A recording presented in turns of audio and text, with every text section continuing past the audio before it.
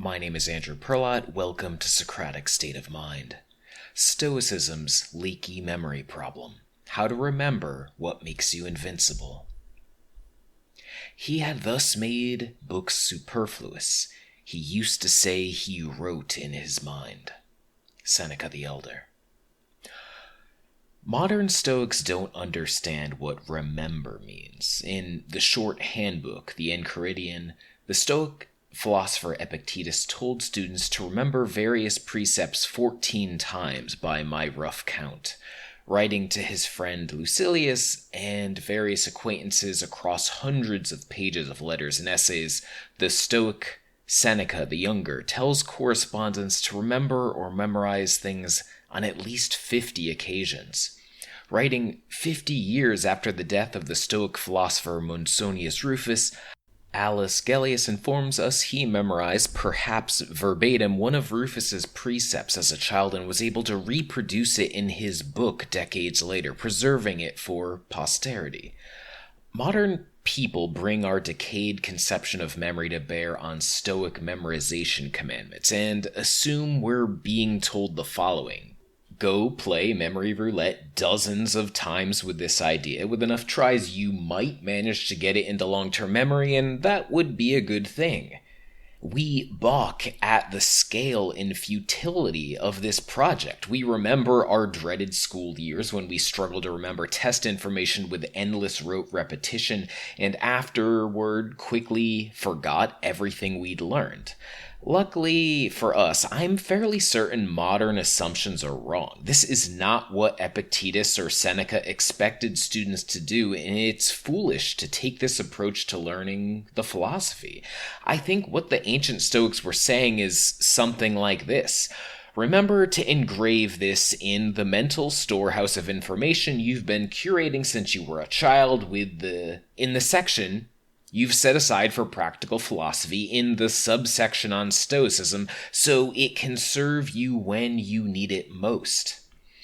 That's a bold claim that doesn't line up with how we think of human memory. It sounds more like a computer's file system than gray matter. But I consider the evidence for this to be pretty convincing. I would be more shocked if Marcus Aurelius, Seneca, and Monsonius Rufus didn't have location-based information depots in their brains that could unleash reservoirs of important information on command. The reason for my confidence is simple. We have a lot of ancient books telling us most people educated in the liberal arts could do something like this, though levels of proficiency varied. It was considered unremarkable that a child of 10 could both understand and reel off whole books of the Iliad or the Aeneid verbatim, but this was antiquity's version of mnemonic child's play. Writing on the mind. Quote, those who've learned mnemonics can set in backgrounds what they've heard, and from these backgrounds deliver it by memory, for the backgrounds are very much like wax tablets or papyrus, the images like letters, the arrangement and disposition of the images like the script, and the delivery is like reading. Rhetorica ad Herennium, 80s BC, author unknown. Marcus, Seneca, and Rufus were trained orators. They knew how to sway the Senate, a jury, or a class of students and make their arguments land hard. In fact, Marcus and Seneca were renowned and praised for their rhetorical flair, and given that Rufus was known as the Roman Socrates, he was probably an effective communicator.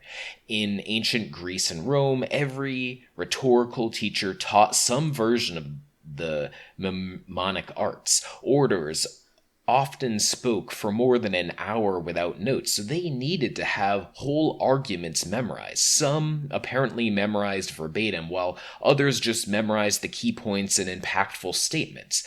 We've got several ancient manuals and works of rhetorical theory, and they all mention how critical the memory arts were for holding necessary information in mind. Some explain how mnemonic techniques were executed in detail, and I list several of the ancient Roman books here. They weren't focused on one memory technique, but a variety for different tasks. But the one popping up in most works is called Method of Loki by the Romans, or the Journey Method, or Mind Palace Technique by memory art practitioners today. Loki is the plural of locus, or place location, and hints at the underlying innovation almost all these techniques utilize. They seek to sidestep humanity's limited verbal and theoretical memory and tap our almost limitless visual and spatial memory instead. The Greeks and Romans recorded and systematized techniques utilized since prehistory. In her book, The Memory Code, Lynn Kelly documents Aboriginal visual spatial mnemonic techniques in societies around the world. If she's right, we've been using variations of these techniques for millennia. They're one of humanity's oldest technologies. The basic idea is to encode information in the environment or our mental projections of the environment. Entire storehouses of information can be packed with information critical for survival and flourishing in this way. Educated Greeks and Romans used these techniques to write on the mind almost as permanently as they marked up wax tablets and scraps of papyrus. The most expert practitioners demonstrated memory feats that wowed their contemporaries. Seneca's memory feats.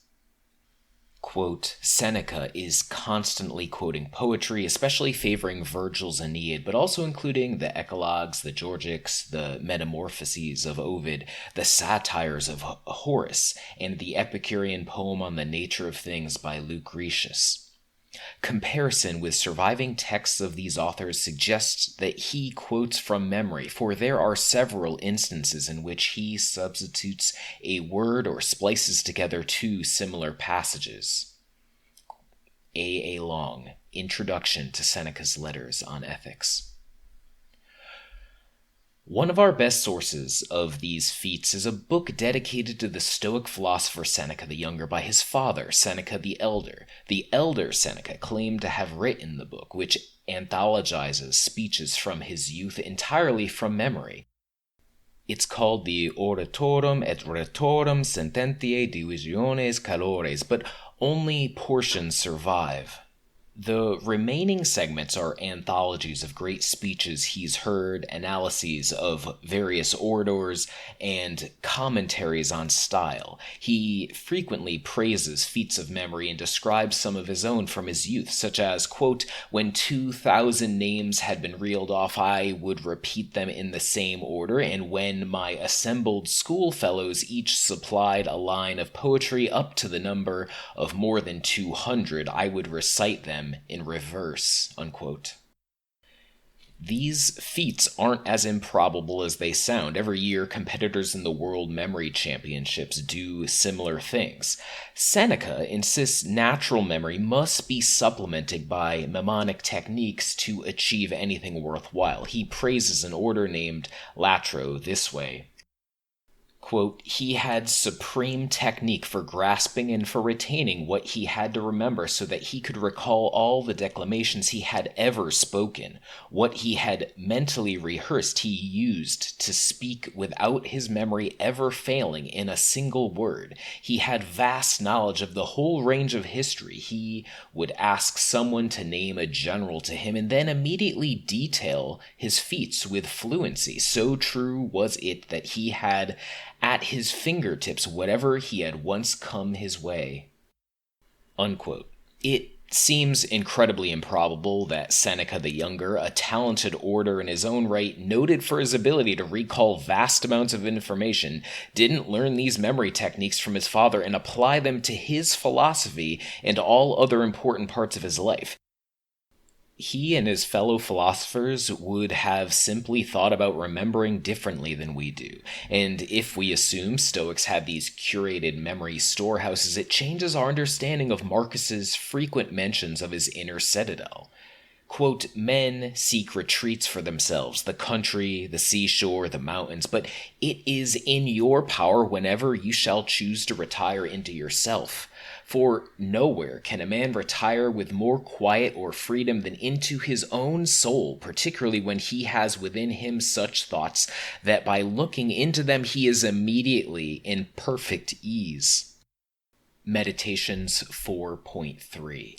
If we can retreat inside ourselves and find not only a record of powerful philosophical precepts and exercises to reframe our struggles, but also the ideals of our teachers and meaningful book, play, and poem excerpts, it's a totally different experience. We've created something empowering, a palace for good times and bad. I'm no memory savant. I've had no teacher and merely learned a few things from old books. Undoubtedly, Seneca would consider me a memory slacker, but even what little I've picked up has been enough to change my inner life and the way I practice my life philosophy in the real world. It feels empowering and calming to know what I have stored away inside of me, and it leaks into my everyday thinking, even when I'm not calling on it. I feel more because it's there. I've come around to believing that whether you're an Aboriginal remembering your great-great-great-great-great-grandfather's advice on finding good food during a massive drought, or a modern Westerner trying to recall sage advice in hard times, remembering is a big part of being human. If we do what most Westerners do and own a slave called Google or ChatGPT and make it remember critical things for us so we don't have to, we'll forever be fragile and degraded, a shadow of what we could be. Aristotle famously claimed, all men by nature desire to know, but what if we're like leaky buckets, spilling our precious knowledge, hard-won experience, and meaningful revelations into a vacuum? Our now cannot help but suffer for it. You can't be great if you can't remember to be great, nor what being great consists of. As Cicero said, memory is the treasury and guardian of all things. If you want to utilize your memory to easily embed your life philosophy and everything else of importance, I've created a memory course to help, and the link is right there. Thanks for listening. I'll see you next time.